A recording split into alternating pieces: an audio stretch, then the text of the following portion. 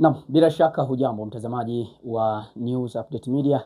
Karibu katika kipindi hiki cha Ongea Nasi, kipindi ambacho kinaangazia masuala mtambuka kwa maana ya masuala ya kijamii, kisiasa, kiuchumi na kiutamaduni. Lakini wakati huu ambapo taifa likijiandaa kuelekea katika uchaguzi mkuu unaotarajiwa kufanyika Oktoba 29 mwaka huu, basi utapata kufahamu mengi kwelikweli yanayohusu masuala ya kisiasa ili uweze kuelewa kwa undani wake, lakini pia upate kufahamu namna ambavyo unatakiwa kushiriki katika jambo hili muhimu kwelikweli na haki ya kikatiba ya kushiriki katika upigaji wa kura ili kuweza kupata viongozi ambao wataongoza kwa miaka mingine mitano. Mimi ni Elia Jackson Lupembe na leo hii Ongea Nasi tumesafiri mpaka hapa mtaa huu wa Nyakato, mahala ambapo mwenyekiti wa Chama cha Mapinduzi CCM katika wilaya ya Nyang'hwale amejenga hapa, na leo hii yupo hapa ametukaribisha ili tuweze kuzungumza naye machache kuhusiana na uchaguzi, lakini pia tarehe ya 29 ambayo wananchi wa Tanzania wana haki ya kikatiba ya kupiga kura kwa ajili ya kuchagua viongozi mbalimbali. Karibu sana mwenyekiti.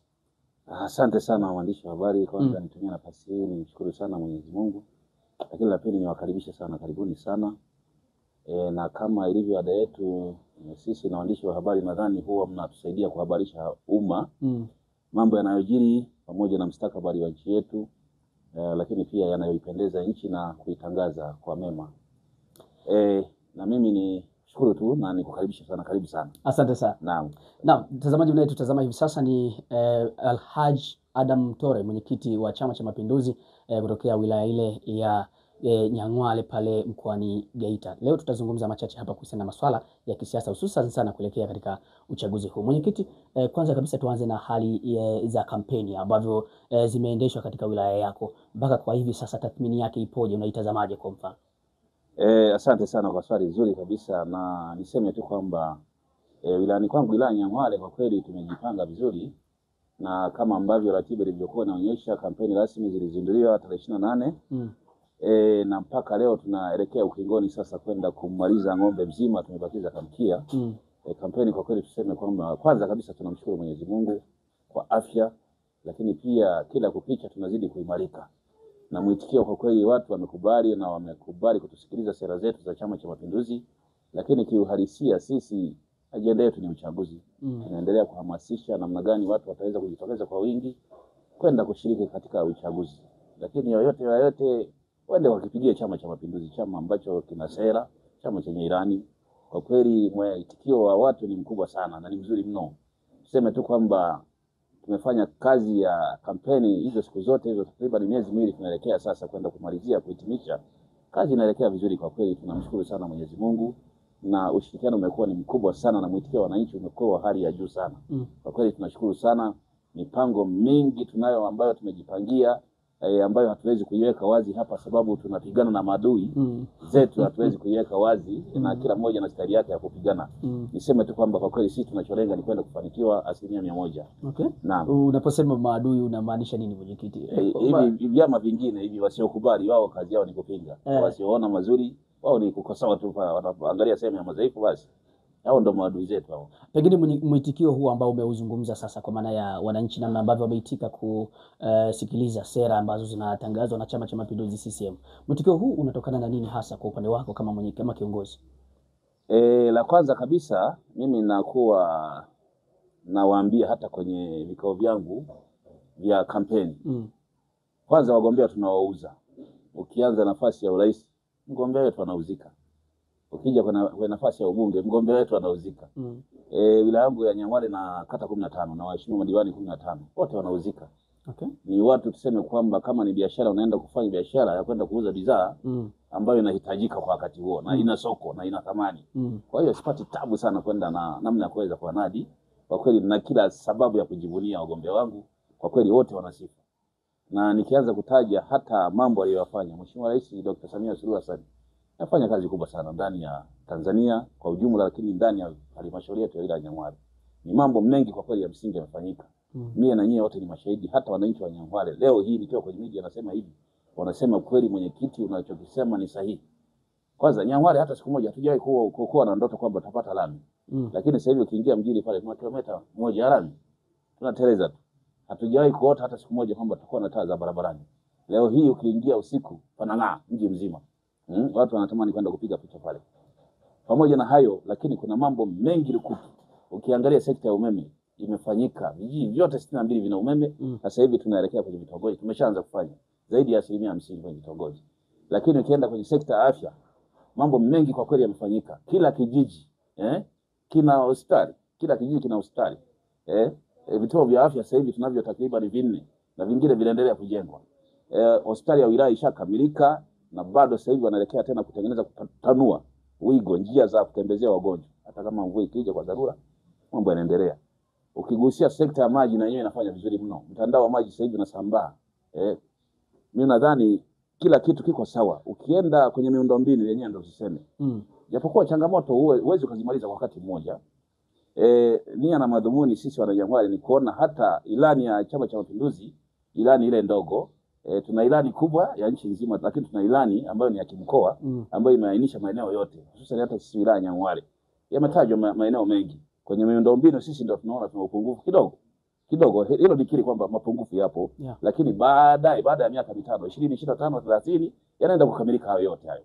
Kwa hiyo tuna kila sababu wananchi tunaeleza ule ukweli, na sisi tutaendelea kueleza ule ukweli, na wao wamekubali kutuunga mkono. Na wameahidi kwamba tarehe 29 tunaenda kumheshimisha Dr. Samia Suluhu Hassan. Hatuna mbambamba. Nia yetu sisi na mazumuni tunachofanya kazi kubwa sasa hivi ni kuhamasisha watu wajitokeze kwenda kupiga kura, wakaichague CCM ili iende kutekeleza haya yote yaliyobaki haya. Naam, na ndio bwana nakwambia kwamba tumefanya vizuri na kampeni sasa hivi zinaelekea vizuri na hatuna shida kabisa, wala hatuone kitachosumbua sisi ndani ya hizi siku zilizosalia hizi. Okay, mwenyekiti, tunajua kwamba tunaelekea sasa kwenye uchaguzi kama ambavyo umesema zimesalia siku chache kweli. Umekuwa senior pale kwa takribani awamu 3 sasa kama mwenyekiti wa Chama cha Mapinduzi katika wilaya hili. Pengine uchaguzi wa mwaka huu unavyoutazama na ukilinganisha chaguzi ambazo zimepita, kwako unaweza kutoa tathmini gani hasa? Uchaguzi, unapouliza swali kama hilo, uchaguzi ni ule ule. Uchaguzi ni ule ule, ni kila baada ya miaka mitano uchaguzi unaingia. Kinachotofautiana pale ni sera. Na mimi niseme tu kwamba na utekelezaji. Sera za safari kwa kweli tunaweza kusema kwamba alhamdulillah. Na haya yote mimi na imani kwamba yataenda yatekelezwe ndani ya hiyo miaka mitano. Kwa kweli tunajivunia kuwa na wagombea ambao wanauelewa. Kwanza Dr. Samia Suluhu Hassan amefanya kazi miaka 4. Lakini ukilinganisha hiyo miaka 4 unaweza kudhani kwamba amefanya miaka 10. Kwa hiyo na ndio maana tunasema kwamba hatuna shaka. Uchaguzi wa safari ni mzuri tu kama ulivyo chaguzi zile zingine zilizopita. Lakini tuseme kwamba huu uchaguzi utavunja rekodi. Maana atakachokuja kukipata Dr. Samia Suluhu Hassan tarehe 29. Mimi nakwambia kama kule nyuma tulikuwa tunashinda kwa 70 kitu 60 kwenda mpaka kwenye 80 mwisho, safari tunaweza kushinda kwa 99. Sitaki kuwa nabii. Hicho ndio kitakachotokea. Dr. Samia Suluhu Hassan atafunga dimba kwa ushindi ambao ni wa hali ya juu sana. Ushindi huo unaozungumzia utatokana na kipi hasa? Ni kwa sababu chama cha upinzani kikuu cha upinzani kwa maana ya Chama cha Demokrasia na Maendeleo Chadema hakijashiriki kwenye uchaguzi, au kutokana na ufanisi ambao umefanywa na Chama cha Mapinduzi kwa miaka hii ambayo imepita? Unaposema kwamba chama kikuu cha upinzani hakijashiriki, kuna vyama vimeshiriki takriban 10 na hata kama kweli watu walikuwa na dhamira ya mabadiliko, wanaweza kufanya hata kupitia hivyo vyama. Sio kwamba tu Chadema watu hawashindani na Chadema. Watu wanaangalia sera kwamba nani atakizi matarajio ya wananchi. Kama ambavyo sisi Chama cha Mapinduzi, chama ambacho kinahubiri amani, na kweli amani ipo. Hiyo agenda huwezi ukaipindisha hata siku moja. Sisi tunahubiri amani na amani kweli ipo. Na ndio maana watu wanaenda kuchagua amani na maendeleo. Sasa ukiangalia vyama vingine hivi vimekaa kama vile wanaharakati. Hawana sera mbadala tofauti na wanaharakati. Kwa hiyo sisi Chama cha Mapinduzi kwanza kabisa ni amani, lakini la pili ni kutimiza matakwa ya wananchi. Sisi tunaponadi ilani ya Chama cha Mapinduzi, ni ilani ambayo sasa inakuwa ni mkataba baina ya chama na wananchi. Na sisi ni watekelezaji wazuri sana wa ilani ya Chama cha Mapinduzi. Na ndio maana tunasema kwamba haya yote yanawezekana. Tutaenda tushinde kwa kishindo, lakini hawa wengine wapo wameungana, wako 10 na kitu. Na wao wana sera yao. Na mwaka huu tutaona una mambo mengi. Mwingine anakuambia sera ya ubwabwa. Sasa nani anataka ubwabwa? Mwingine anakuambia dimbi la mamba. Hiyo nayo ni sera yake hiyo. Yaani watu wanakuwa na sera za ajabu. Wananchi hataki kuona hayo. Mwingine anakuambia yaani marufuku kuoa mke mmoja. Sasa hicho sio kipaumbele cha Watanzania. na wanawake wengi utaoa kulingana na uwezo wako. Mwingine anakuambia bange kwangu itakuwa halali. Sasa bange, tunajua madhara ya bange ni nini. Kwa hiyo sasa watu wanashindanisha sera. Sera ya Chama cha Mapinduzi haiwezi kuwa na sera kama hizo, sera. Sisi tunahubiri kwanza amani, lakini maendeleo ambayo yanaonekana kwa kila sehemu nchi nzima, hususan Nyang'hwale, maendeleo yapo yanaonekana. Okay. Umezungumza hapa kwamba mwaka huu kutakuwa kuna asilimia nyingi sana ambazo Chama cha Mapinduzi kitashinda kwa asilimia kubwa. Sasa miaka ya nyuma mmekuwa mkishiriki na chama hiki kikuu cha upinzani kwa maana ya Chama cha Demokrasia na Maendeleo, Chadema. Asilimia ya ushindi haikuwa kwenye hii 90 ambayo unaizungumza hivi sasa. Ndio maana swali langu la msingi ni kwamba mtashinda asilimia 99 kwa sababu ya chama hiki hakijashiriki, au ni kwa sababu ya ufanisi mkubwa ambao umefanywa na Chama cha Mapinduzi kwa miaka hii? Ni kwa sababu ya ufanisi mkubwa, lakini pamoja na utekelezaji wa miradi kama ambavyo nimekutajia. Nyang'hwale hatukuota kuwa na hivyo vitu ambavyo kama ambavyo nimevitaja. Lakini nimeenda mbali zaidi, nimetaja kila sekta, kila taasisi ilivyofanya. Zamani hayakuwepo kabisa haya. Japokuwa hatuwezi kulaumu kwamba ni nini kilichosababisha, na mambo ya serikali yanaenda na budget. Inawezekana kipindi hicho budget na mapato yalikuwa ni kidogo sana. Lakini safari hii unaona hata ukienda kwenye taarifa za TRA, kwa kweli nchi yetu imevunja rekodi namna ya ukusanyaji wa mapato. Tena ambayo sasa sio ya kuforce wala sio ya mitutu. Mama hataki kabisa hiyo habari, kula haramu. Watu wanaendelea kulipa kodi kwa hiari, lakini mapato yameongezeka. Na ndio maana tunatanua wigo. Lakini mama amekuwa na mahusiano. Amekuwa na mahusiano na watu ndani ya nchi na nje ya Tanzania. Na ndio maana unaona hata tunapoenda kupata mikopo, japokuwa wengine wanapiga dongo, tunapata mikopo yenye masharti nafuu. Mama anafanya kazi kubwa sana. Sasa wewe endapo unakopeshwa hela unaambiwa zaidi ya miaka 20 ulipe hilo deni, kwani kuna shida gani? Tena inakuwa ya masharti nafuu. Sisi hatuwezi kuona tatizo hilo. Na hiyo hela sio kwamba anapeleka kwenye familia yake, ile inakuja kusaidia nchi. Watu wa hali zote inawasaidia hiyo. Kwa hiyo tuseme tu kwamba ndugu zangu, kwa kweli mambo mengi yanafanyika mazuri. Kwa Dr. Samia Suluhu Hassan. Na huo ushindi utapatikana kwa sababu ya yale yote aliyofanya mazuri. Na mtazamaji wa News Update Media, katika kipindi hiki cha Ongea Nasi ni Alhaji Adam Mtore ambaye ni mwenyekiti wa Chama cha Mapinduzi katika wilaya ile ya Nyang'hwale pale mkoani Geita. Na leo hii tumemtembelea hapa nyumbani kwake tuweze kupata machache wakati huu taifa likijiandaa kuelekea katika uchaguzi mkuu unaotarajiwa kufanyika Oktoba 29 mwaka huu. Tunaendelea.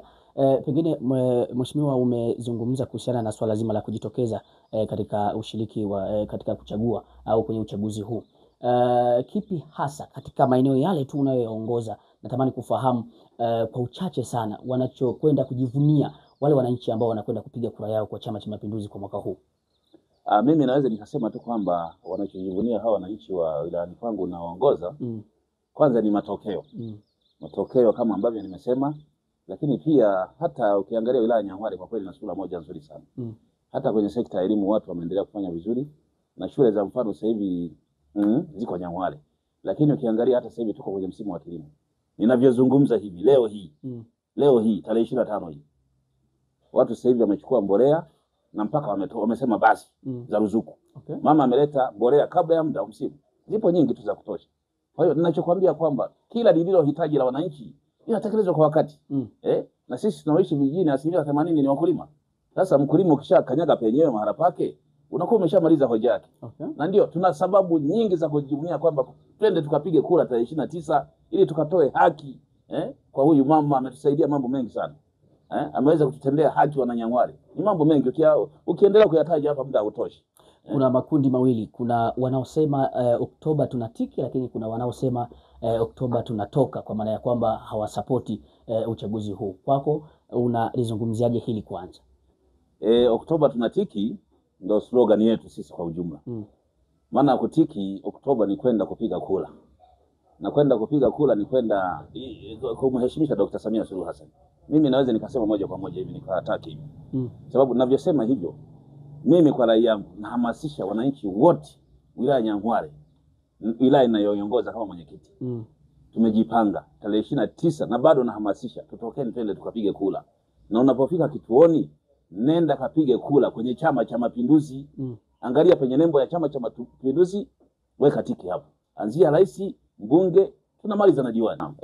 Lakini hapa kwenye swala la kutoka kwenda kupiga kura kama ambavyo umezungumza, tumeona ni kana kwamba kuna jitihada kubwa kwelikweli imewekwa kwa ajili ya kuzima haya maandamano kuna magari yameingia ya kijeshi ya namna fulani. Sasa hii ni kana kwamba watu wengine wanasema ni kana kwamba inaleta taharuki kiasi kwamba inaweza ikafanya hata wale ambao wanatarajia kwenda kupiga kura wasitoke kwenda kupiga kura, kwa maana ya kwamba wanaweza wakawa wanaogopa mazingira yale yaliyo kama utulivu unakosekana hivi. Una lipi la kushauri lakini pia kuzungumza katika hili? Hiyo kweli inaweza ikawa ni pointi, lakini mimi sio msemaji wa jeshi la polisi. Ila naweza nikatoa ushauri na rai yangu mimi ni watoe hofu. Vyombo vya ulinzi na usalama kwanza vinafanya kazi nzuri sana tu. Vinastahili sana kupongezwa. Na wale sio maadui wa watu ambao ni wema. Wale ni maadui wa watu ambao ni waovu. Mimi ni waombe wa Tanzania tusiwe na hofu. Wale watu wapo ajili ya kwenda kutulinda sisi ambao ni watu wema. Wapo ajili ya kulinda usalama wa wananchi, raia na mali zetu. Mimi niombe sana, nitoe rai ndugu zangu, tujitokeze kwa wingi. Tusiwe na wasiwasi. Jeshi la polisi na vyombo vya ulinzi na usalama vimejipanga kwenda kudhibiti vurugu kwa wale wasiotutakia mema. Lakini kwetu sisi wenye nia nzuri, tena yafaa watatupa hata escort. Lakini pia hata kama ukihitaji huduma ya msingi wanaweza kusaidia wale. Tusiwafanye kuwa maadui. Yawezekana hata kwenye magari yao kukawa na maji ya kunywa. Ukipata hata emergency wanakusaidia. Wapo ajili ya kulinda usalama wetu. Na ndio maana watatapakaa kwa kweli kila kona. Wasihofu wa Tanzania. Jitokezeni kwa wingi. Tena wewe ukiona hata kama kuna shida, mtumie huyo askari. Wanafanya kazi kubwa sana. Wapo ajili ya kutulinda sisi na mali zetu. Wapo ajili ya kuwasubiri wale sasa wanaharakati ambao wanaingia barabarani kwa fujo. Mimi ni watoe hofu wa Tanzania. Tujitokezeni kwa wingi. Wala tusiwaogope. Wale wanatulinda sisi. Lakini mwenyekiti, maandamano yapo kikatiba.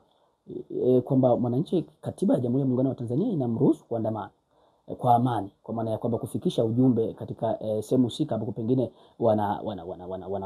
wanadai kitu fulani au wanataka ujumbe wao ufike mahala fulani. Sawa. Hili lipoje? Sawa, yako kikatiba kweli, mimi sikatai. Maandamano yako kikatiba na kisheria. Lakini hatuwezi kuwa na matukio mawili kwa siku. Hiyo siku imetangazwa rasmi ni siku ya uchaguzi tu, sio ya maandamano. Kwa mujibu wa sheria na mamlaka ya rais, jana ametoa taarifa. Hiyo siku itakuwa rasmi siku ya mapumziko. Wafanyakazi wote wa umma hawataenda maofisini. Siku hiyo ni kwenda kupiga kura, nenda nyumbani kasubiri matokeo. Swala la matokeo ziachie mamlaka. Kazi yetu sisi ni kwenda kupiga kura.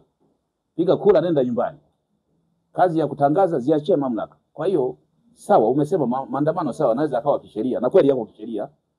Ukifuata utaratibu. Na unapotaka kuandamana, nadhani sheria zimeainishwa. Nenda polisi katoe taarifa. Utasema wewe kwamba unataka kutumia barabara gani. Kama utakuta kwamba kuna changamoto hiyo barabara, wao ndio watakushauri kwamba tumia barabara eneo fulani. Sasa siku hiyo barabara zote zinatumika na wateja kwenda kupiga kura. Sasa wewe unafanyaje maandamano wakati kuna watu wanaenda kufanya tukio kubwa la kwenda kutengeneza nchi? Tusipofanya uchaguzi manake hatutakuwa hatuna budget. Tutakuwa hatuna rais, tutakuwa hatuna bunge. Miradi itatekelezwa na nini tukiwa hatuna budget? Ni lazima tuheshimiane kwenye mamlaka. Twende tukaunde serikali. Kama wana maandamano, kama wana haki zingine za msingi, watakuwa na ratiba zao nao wataomba kwa utaratibu mwingine. Sio siku moja tuwe na matukio mawili ambayo hiyo siku ni tukio moja la kihistoria. Ni kawaida yetu wa Tanzania kuheshimiana, lakini pia kuziheshimu mamlaka. Mimi naamini kwamba ilichokisema kiko sawa, lakini kwa kufuata utaratibu, sio siku hiyo. Kwa hiyo mtu anayeandamana akienda kisheria, ni kwamba polisi wana haki ya kumlinda huyu anayeandamana. Kwa siku hiyo ya tarehe 29 atakuwa amefanya fujo, atakuwa hana haki. Kwa hiyo mkongoto ni halali yake. Naam, ni mwenyekiti wa Chama cha Mapinduzi katika wilaya ile ya Nyang'hwale, na hapa tunazungumza machache kuelekea uchaguzi mkuu wa rais, wa bunge na madiwani unaotarajiwa kufanyika Oktoba 29 mwaka huu 2025.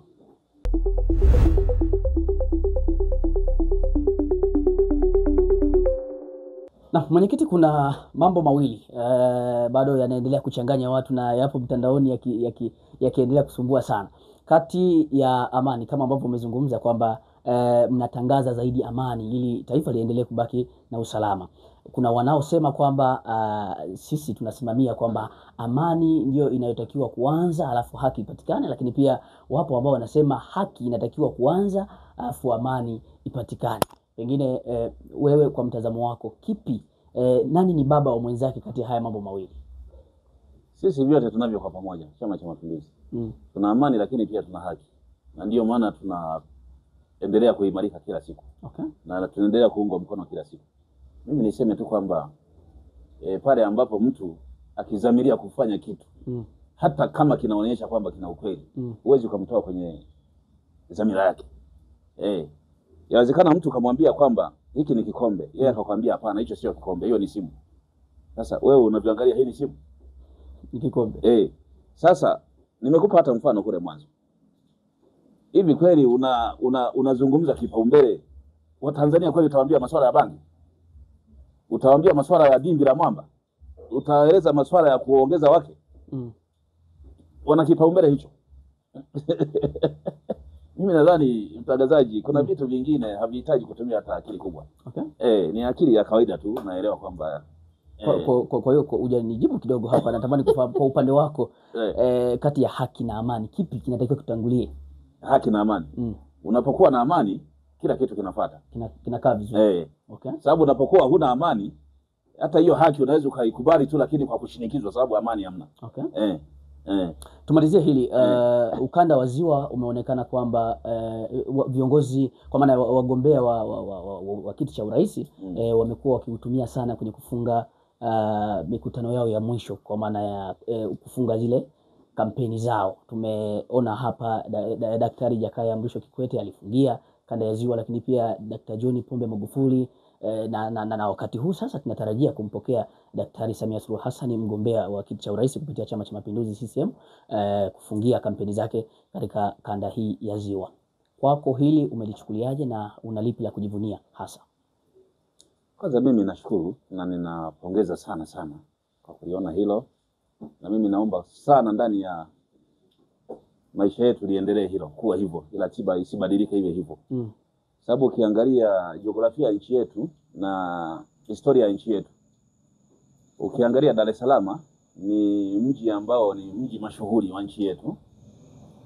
Kwa hiyo mambo mengi yanakuwa Dar es Salaam, lakini ukija Dodoma ni mji mkuu wa nchi yetu. Sasa ukiangalia tena upande wa huku kanda ya Ziwa, na ni kitovu kikubwa cha namna hata kibiashara. Ukiangalia kwa kanda ya Ziwa kwanza inajumuisha mikoa mingi ambayo ni mikubwa. Kagera, Geita, Mwanza, Mara, Simiyu, Shinyanga, Tabora mpaka Kigoma. Kwa hiyo inakuwa ni center. Kwa hiyo mimi niseme tu kwamba hiyo jiografia kwa kweli ni nzuri kuendelea kuitumia. Sababu ukiangalia hata uzinduzi mara nyingi huwa unafanyika Dar es Salaam. Okay. Lakini kinachofanyika Dar es Salaam huwa ni partner kama vile na Dodoma ambayo ni makao makuu ya nchi. Okay. Issue ikitoka Dar es Salaam inaenda Dodoma. Baadaye hitimisho linakuwa ni Mwanza. Mimi nadhani hiyo imekaa vizuri kwa kweli. Okay. Ukiangalia kwenye uhalisia population ya watu Dar es Salaam ni kubwa. Ukiangalia population kanda ya kati, hiyo tunaita Dodoma, huwa tunaita kanda ya kati. Na yenyewe ina center kubwa ambayo inajumuisha maeneo yote haya. Kwenda mpaka Arusha hivi, kuja pale ni karibu Iringa, kwenda wapi. Lakini kama ambavyo nimekutajia huko, mimi naona hapo ilitumika akili kubwa sana hapo. Unalipi la kuambia wananchi sasa wa kanda hii ya Ziwa kuhusiana na tukio hili muhimu ambalo linakwenda kutokea hivi punde kwa maana ya siku chache? Mimi niwaombe sana ndugu zangu wa Tanzania wote watakaoweza kutoka mbali, lakini hususan kanda ya Ziwa, kwa mikoa yote inayounda kanda ya Ziwa, wasikose huu hondo. Okay. Tarehe 28 tunafunga kampeni hapa, Mheshimiwa Rais anakuja kufunga. Okay. Wasiukose, wajitokeze kwa wingi, kila mmoja kwa nafasi yake, ili kuja kuunga juhudi na kumpa matumaini kwamba mgombea wetu wa kiti cha urais wa Chama cha Mapinduzi Dr. Samia Suluhu Hassan kwa yale makubwa aliyoyafanya, twende tukamlaki tarehe 28. Tukasikilize sera za Chama cha Mapinduzi, lakini tukamtie moyo ili kumpa sasa dira ya kwamba kesho yake ni siku ambayo ni ya tukio, tunaenda kufanya mambo makubwa sana. Mimi nikushukuru sana mwenyekiti. Asante sana, lakini pia nitoe rai. Ndugu zangu mnaonifuatilia na kuniangalia, bado nahamasisha kujitokeza kwa wingi tarehe 29 kwenda kupiga kura, lakini twende tukakichague Chama cha Mapinduzi. CCM ndio chama chenye maendeleo, ndio chama kitakacho kizi mahitaji ya wananchi, na tumedumu Wengine wanauliza kwa nini CCM ina miaka 60 na kitu kwenye madaraka. Ni mambo ambayo yanafanyika. Ukitaka kujua siri ya ngoma, ingia ucheze. Haya yote yanafanyika unapokuwa kiongozi, unapoenda kuomba ridhaa ya kuchaguliwa. Hawa watu tunapoenda kunadi sera, wao wanaweka yale maneno, wanatunza, wanayaishi. Okay. Kazi yao wanapokupa kura na ukao kwenye nafasi, wanakuangalia kwamba je, alichokuwa anakiahidi ametekeleza? Sasa sisi kwa asilimia kubwa huo tunatekeleza, na ndio siri ya urembo ya kuendelea kubaki madarakani. Ninakushukuru sana mwenyekiti. Asante sana. Na karibu tena wakati mwingine ili tuweze kuzungumza mengi zaidi katika kipindi hiki cha Ongea Nasi. Asante sana. Naam, ni Alhaji Adam Mtore, mwenyekiti wa Chama cha Mapinduzi katika wilaya ile ya Nyang'hwale pale mkoani Geita, na leo hii tulitembelea hapa nyumbani kwake ili tuweze kuzungumza machache kuelekea uchaguzi mkuu unaotarajiwa kufanyika Oktoba 29 mwaka huu 2025. Mpaka kufikia hapo mimi sina la ziada. Jina langu ni Elia Jackson Lupembe, lakini nyuma ya kamera ni Jamari Jafali. Bye bye mpaka wakati mwingine.